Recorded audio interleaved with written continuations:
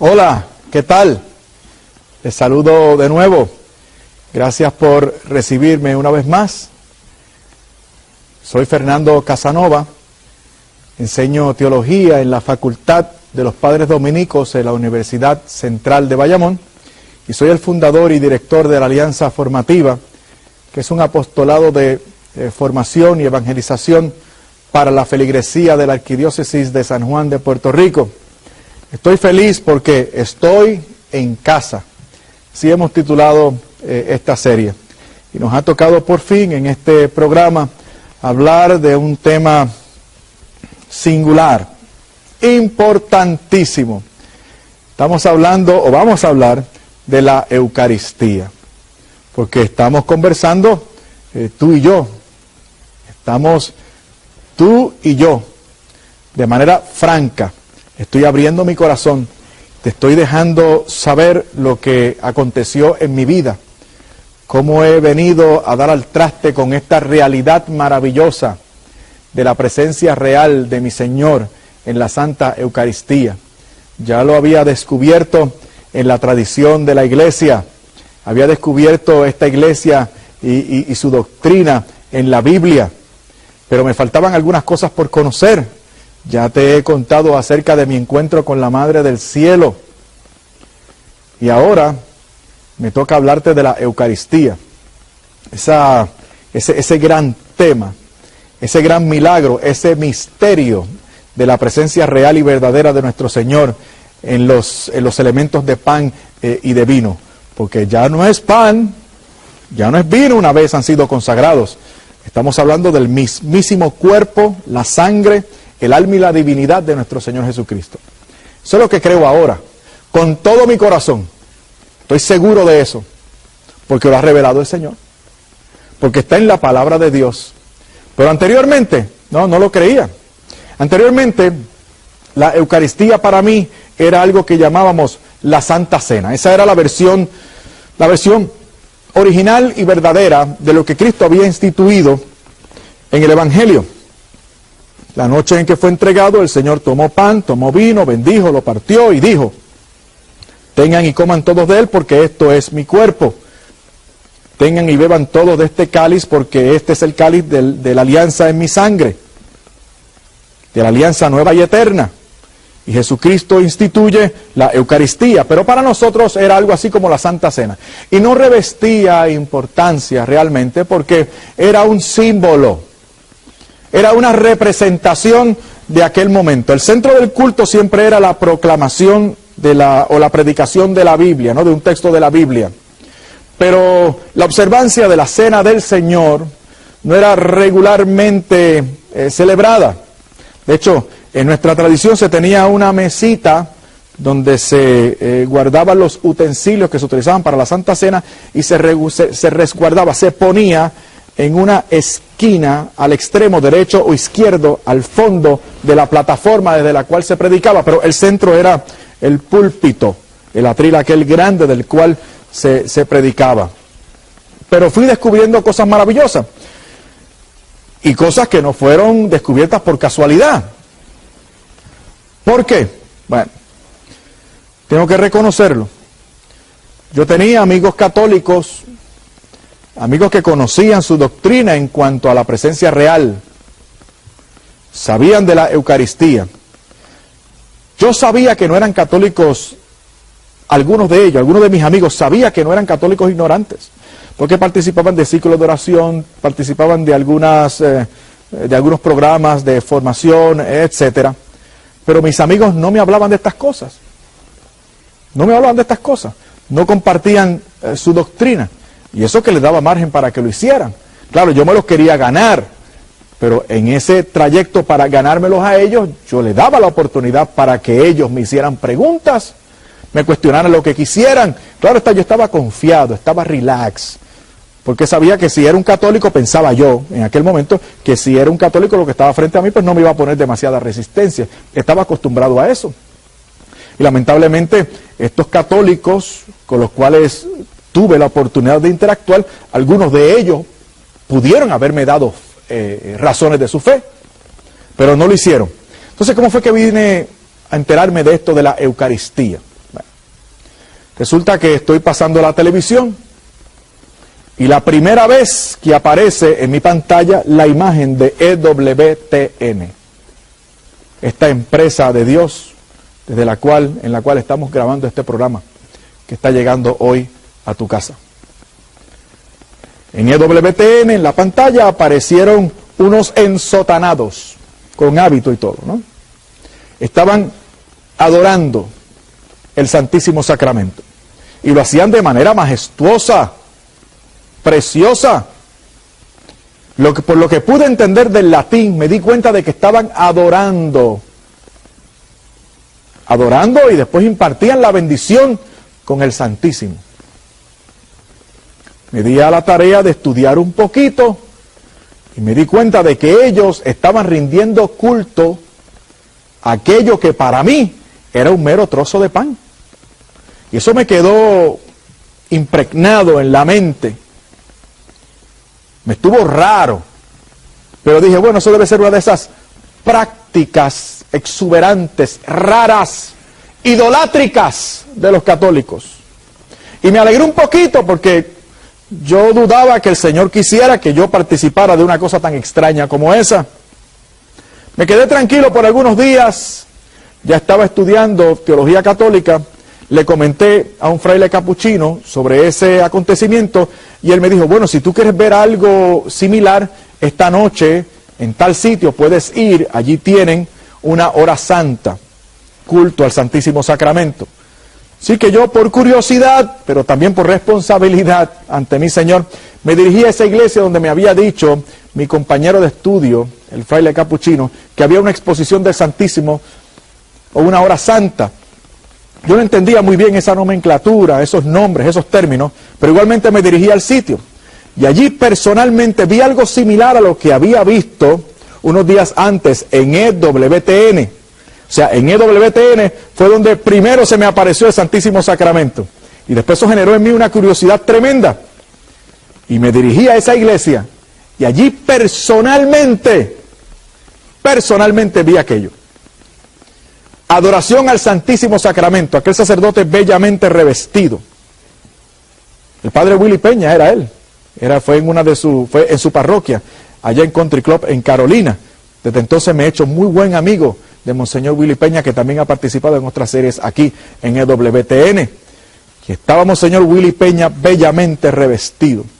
Estaba con un incensario en sus manos y hacía despedir incienso por las 4 esquinas del altar. Y allí colocado arriba de aquel altar estaba aquella custodia, una vez más con la sagrada forma colocada en la parte superior. Y aquella gente adorando el Santísimo Sacramento. Una cosa preciosa, exuberante. Se me ponía la piel de gallina en aquel momento. Pero, me puse a pensar también, no me debo dejar llevar. Yo tengo que mantenerme objetivo. Yo no puedo dejar que esta gente me confunda. Porque yo no quiero hacerme católico. No quería todavía. Así que se me ocurrió algo. Dije, bueno, obviamente esta gente está equivocada. Porque ellos dicen estar adorando al Señor, pero yo no veo al Señor. Están adorando un trozo de pan, un trozo de harina cocida. Eso es lo que yo veo. Nunca lo he ingerido, pero pienso que si lo pruebo, me va a saber a harina. A pan. Ese no es el Señor. Deben estar equivocados. Y si están equivocados como yo quería que estuvieran, y estaban adorando eso que no era el Señor, entonces son unos idólatras, pensé yo. Y eso me dio como un rayito de esperanza y como una alegría que me dio. Porque Dios no quiere que yo entre en comunión con una iglesia idólatra. ¿Verdad que no? Así que dije, bueno, voy a salvar mi responsabilidad con el Señor. Voy a estudiar y a profundizar en este misterio. Y si yo logro demostrar por la Biblia que esta gente están adorando un trozo de harina cocida y no a Jesucristo el Señor, como ellos dicen, entonces serán verdaderamente unos idólatras. Y yo me habré librado de mi responsabilidad y ya no tendré que hacerme católico. Habrá sido todo un sueño, una pesadilla de la cual ya desperté. Y me di a la tarea de estudiar aquel sacramento, de estudiar, de profundizar. Y en la medida en que iba profundizando e iba estudiando, me fui dando cuenta de que la cosa no era como yo esperaba. Porque una vez más, cuando te fijas de los textos y profundizas en ellos, te vas a encontrar con la iglesia y la fe de la iglesia y el culto de la iglesia que escribió la Biblia. Descubrí la presencia real. Utilizando el mismo texto, estudiando el mismo texto que yo utilizaba para celebrar la cena del Señor. Primera de Corintios, capítulo 11, versículos del 23 al 26. San Pablo repite las palabras de la institución de la cena, que eran las que utilizábamos nosotros para celebrar la Santa Cena en nuestras iglesias. Que para nosotros era un símbolo, memorial, representación, símbolo nada más. Y por eso se podía celebrar 1 o 2 veces al año. La cosa era no observarla mucho, demasiado, porque habían otras cosas más importantes que la cena del Señor. Había que dejarla para después. Esa es la repercusión práctica de haber dejado la celebración del culto eucarístico. Lo que no se observa, se relaja y se deja de querer y de practicar y adorar en este sentido. Pero fíjense qué interesante, la clave la encontré a partir del versículo 27 del capítulo 11 de Primera de Corintios. El apóstol, después de hablar de la institución de la cena por Cristo, porque el apóstol está tratando de corregir la mala observancia de la Eucaristía que tenía aquella comunidad. El apóstol quiere poner orden. Escuchen bien, por favor. El apóstol quería poner orden. Pero descubrí que el apóstol no comienza a hablar de la Santa Eucaristía en el capítulo 11 de Primera de Corintios. El apóstol ya está hablando en el capítulo 10 de Primera de Corintios acerca de la mala observancia de aquella gente, de la cena del Señor, de la Eucaristía. Y el apóstol le regaña en el capítulo 10 de Primera de Corintios y le dice, parece mentira, están viviendo una doble vida. Ustedes pretenden entrar en comunión con el altar del Señor y permanecen en comunión con el altar de los demonios. Y el apóstol les exhorta que tomen una decisión fundamental, urgente, o el altar del Señor, el altar de la Eucaristía, del sacrificio, porque en un altar es donde se lleva a cabo un sacrificio, quiero que sepas. En el altar del Señor, ahí frente a ese altar, tú y yo tenemos que decidir. Eso es lo que San Pablo está diciendo. O sea, frente al altar del Señor, nosotros tenemos que convertirnos. Se nos llama. Tenemos que decidir. Nadie puede permanecer neutral ante el altar del Señor. Eso es lo que San Pablo está diciendo en Primera de Corintios. Fíjense si es importante la Eucaristía. O sea, es un acontecimiento de encuentro con el Señor. Y a partir de entonces podemos entender mejor el capítulo 11 de Primera de Corintios. Y decía que vamos a arrancar, que íbamos a comenzar del versículo 27 del capítulo 11 en adelante. El apóstol, después de hablar de esto, después de hablar de la institución de la cena, dice el apóstol, por lo tanto, o sea, después de haberle contado estas cosas a ustedes, después de haberles instruido, por lo tanto, escudriñese cada cual, escudriñese, y disciernan, escudriñense, examínense, porque quien come y bebe el cuerpo y la sangre del Señor, no pan y jugo de uva, quien come y bebe el cuerpo y la sangre del Señor, sin discernir. Y te voy a pedir por favor que si tienes la Biblia, subrayes esa palabra. Sin discernir el cuerpo y la sangre del Señor, come y bebe para sí su propia condenación. Escuchen bien, palabras grandes. O sea, no estamos hablando de un mero símbolo, de una mera representación, de algo bonito que viene para ayudarte a recordar. No. No estamos hablando de un acontecimiento inconsecuente. Estamos hablando de una práctica, de un culto, de una celebración, que al profanarla te puede buscar una enfermedad o la muerte. Estamos hablando de profanación. De profanación. Y no se está profanando un símbolo o una representación, en cuyo caso no sería profanación. Se profana algo que es sagrado. Y en este caso estamos hablando de algo que es 3 veces santo, que es el Señor. Por lo tanto, quien come y bebe del cuerpo y la sangre del Señor sin discernir, aquí está la clave. O sea, el problema está en si no disiernes, te buscas un problema. ¿Qué significa la palabra discernir? Viene del griego diakrinon. Diakrinon, ¿cómo podríamos explicarlo? La palabra diakrinon significa discernir, pero es más que discernir, es darte cuenta de la verdad que subyace frente de ti y frente de mí. Diakrinon. Viene de la palabra cernidor. Discernir viene de cernidor. El cernidor es un instrumento, era un instrumento que se utilizaba en la agricultura en aquel entonces, parecido al que utilizamos nosotros ahora en las construcciones, ¿no?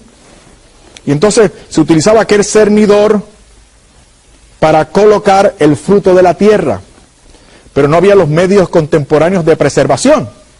Así que ellos procedían a arrancar el fruto de la tierra, digamos que era el trigo. Como no había los medios contemporáneos o modernos de preservación, ellos tenían que darse prisa para que no se echara a perder nada. Así que ellos tomaban el trigo y lo echaban en el cernidor. Pero ahí en ese movimiento rápido, ahí se iba la cizaña, las piedras, la mala hierba, las raíces, todo en el cernidor. Cuando el cernidor se llenaba, ellos procedían a discernir, de ahí viene la palabra. Usar el cernidor significa discernir. Entonces, mediante ese ejercicio de discernir el trigo, ellos iban sacando y entresacando todo lo que no fuera la planta que deseaban colectar o que deseaban agrupar, el verdadero trigo. Comenzaban a sacar las piedras, las raíces, las cizañas, la mala hierba, todo lo sacaban. De manera que como resultado del ejercicio discernidor, quedara única y exclusivamente el verdadero trigo, lo que importaba. O sea, la palabra discernir, tal como la usa Pablo, significa aquel que no se da cuenta, que no descubre, que no saca y entresaca los elementos visuales, sensoriales, el que no se da cuenta de la verdad que subyace frente a sí, aquel que no se da cuenta del verdadero cuerpo y la verdadera sangre de Cristo. De eso es que está hablando Pablo. Pablo está hablando de la presencia real y verdadera de nuestro Señor. No hacer caso, no tomar en consideración esa presencia, habiéndola discernido. Esto es bien importante.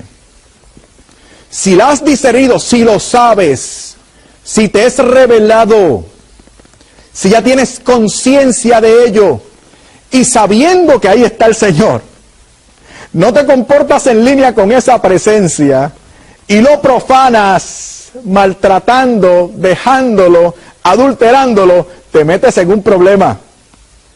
Entonces, imagínense lo que pasó con este servidor, cuando se dio cuenta, cuando ya tenía metido en la conciencia, en mi conciencia, de que tal vez los católicos no estaban errados, de que aquello era la presencia de mi Señor. Y si aquello era la presencia de Dios, y si Jesucristo estaba verdaderamente presente, con todo su cuerpo, sangre, alma y divinidad, como ellos decían, y si el Señor me estaba dando esa conciencia, ese conocimiento especial, entonces yo comencé a tener un miedo tremendo. Porque si el Señor me da esta revelación, significa que ya yo me estoy dando cuenta de la verdadera presencia del Señor en los elementos eucarísticos. ¿Y cómo yo tenía que responder entonces? Lo dejé ahí y seguí estudiando un poco más. Y llegué al capítulo 6 del Evangelio según San Juan. Ay, señores, allí fue el acabose. Bueno, el texto eucarístico en cuestión comienza en el versículo 18 del capítulo 6 de San Juan y se extiende hasta el versículo 68 de San Juan. Estamos hablando de más de 40 versículos que nos hablan, sin lugar a dudas, de la presencia real. Más de 40 versículos que se dan en el Evangelio según San Juan que prueban la milenaria fe de esta iglesia en la presencia real del Señor en la Santa Eucaristía. Maravilloso. Capítulo 6 de San Juan. Podemos comenzar a partir del versículo 18, pero los podemos reagrupar todos también para tratar de narrarles a ustedes cómo se da esto del discurso del pan vivo que baja del cielo de Jesús en estos versículos. Resulta que los judíos siguen a Jesús y lo siguen porque han presenciado previamente, sería bueno comenzar entonces desde el versículo 1, un tremendo portento de multiplicación de panes y peces. Ellos siguen al Señor. ¿Por qué? Pues porque se llenaron la pancita. Habían visto un milagro. Así muchos cristianos todavía hoy, detrás del milagrito, detrás de lo portentoso, de lo grande, de lo exuberante. Y igual que en aquella época, y seguían al Señor. Y el Señor se dio cuenta de la razón por la que le seguían. Porque vieron saciada su hambre, su apetito de pan material. Y el Señor se voltea y les dice a ellos, ustedes me siguen por la razón equivocada. Ustedes me están siguiendo porque vieron saciada su hambre. Procuren en adelante mejor el pan que mi Padre les puede dar. ¿Y qué hicieron los judíos? Oh, mira qué interesante. Ya nos está hablando de otro pan. O sea, por ahí viene otro milagrito. Eso fue lo que pensaron los judíos. ¿Y qué dijeron los judíos? Bueno, los judíos se inventaron esto de provocar un poquito más al Señor. Porque para ellos Jesucristo era un mero hombre. Y como era mero hombre, pues podía equivocarse. Pero al fin y al cabo era un milagrero según ellos. Así que vamos a tratar de arrancarle ese milagrito. Y provocaron al Señor de la siguiente manera. Nuestros padres le dijeron ellos al Señor. Nuestros padres comieron del maná que les dio Moisés en el desierto. ¿Qué señal haces tú para que creamos en ti? Haznos una señal, un milagrito, para satisfacer nuestra curiosidad. Porque ya comenzamos a tener hambre de nuevo. ¿Y qué hizo el Señor? El Señor les habló, no de manera relativa ni superficial. El Señor le habló la verdad. El Señor le dijo, pues vuestros padres comieron del maná que le dio Moisés en el desierto y murieron. En mi país se dice, estiraron la pata, se murieron, pasaron. Pero el que coma del pan que yo le voy a dar, no morirá jamás. ¿Y qué hicieron los judíos? Oh, qué interesante. Ahora este milagrito resulta mejor que el anterior. Mejor que el anterior. Nos va a dar un pan que nos va a hacer fuertes, jóvenes, esbeltos y potentes. Un pan milagroso.